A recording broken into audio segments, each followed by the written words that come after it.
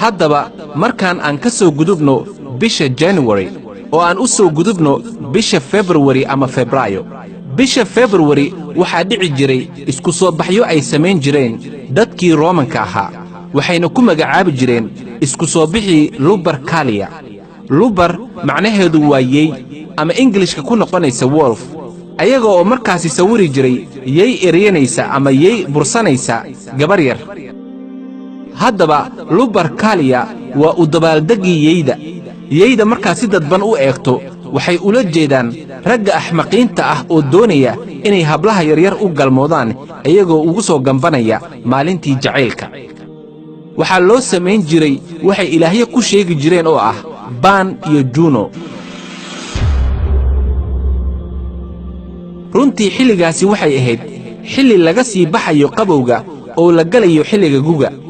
sidaasi darteed dhalinyarada waxay isugu imaan jireen geed aad u weyn kadibna waxay dooran jireen magac qof dumar ah oo lagu riday oo lagu qoray waraaqado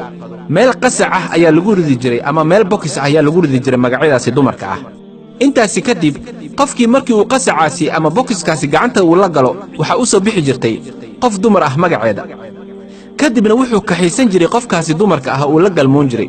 waa galmo xoog ku dhisnay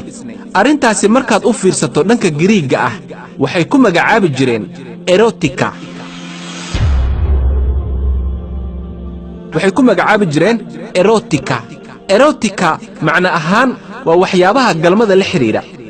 waana sababta ay isugu soo bixi jireen bisha February 14keeda ilaa 15keeda haddaba isku soo baxaasi markaad si fiican u eegto waxaa lagu magacaabaa galmada furan haddaba maxay Valentine ugu magac dareen maalintan xilligii Roomanka waa qarnigii 3aad ama waxa kale ay sheegaan ku dhawaad 270kii geeridii Ciise kadib calayhi salaam ku dhawaadkeeda waxaa jiray nin lagu magacaabi jiray Valentine oo baadiri ahaa wuxuu ahaa nin kaalmeyn jiray dhalinyarada imbraadoriyadii Roomanka waxay soo saareen wareegto lagu mamnuucayo in ragga ciidanka Roomanka ka tirsan aysan guursan karin maxaa yeelay haddii ay guursadaan mar waliba waxay ka fikirayaan xaasaska iyo carruurta sidaas darteed waaba ay joojiyeen in ciidanka ay guursadaan laakiin ciidamadii ayaa diiday oo go'aansaday inay guursadaan Valentine wuxuu bilaabay inuu isku guuriyo hablihii iyo wiilashii laakiin ciidankii Roomanka ayaa qabtay isagoo falkaasi ku kacaya intaasi kadib waxay dhigeen xabsiga kadibna luqunta ayaa loo dheereeyay laakiin inta aysan dilin waxay sheegaan inuu xabsiga kula kulmay inan ama gabar doonaysa inay guursato wiil xabsiga kula jiray gabadha waxay ku sheegaan inay indhoolo ahayd ay waxba arag wuxuu u qoray warqad uguna qoray warqadii from your Valentine idinkaga timid warqadan Valentine ayadana sida ay sheegaan waxay u qortay warqad ay ku qorneed to my Valentine ku socoto warqadan Valentine-kayga oo macnaheedu tahay ku socoto baadarigayga ama sheekayga haddaba wixii markaasi ka dambeeyay waxay bilaabeen inay xusaan Valentine ayagoo samayn jiray galmo furan wiil iyo gabarba meel la isla gali jiray sidaas darteed waxay ku magacaabaan open sexuality of Lupercalia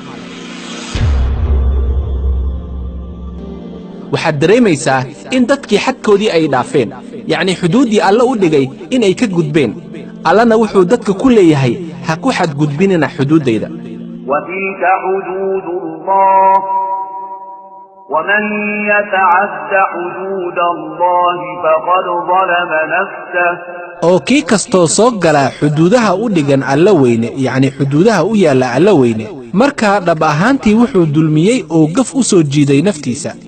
haddaba ogaada Valentine Day inay tahay maalintii cawaannimada gabar yahay waxay doonayaan inay caloosha ku buuxiyaan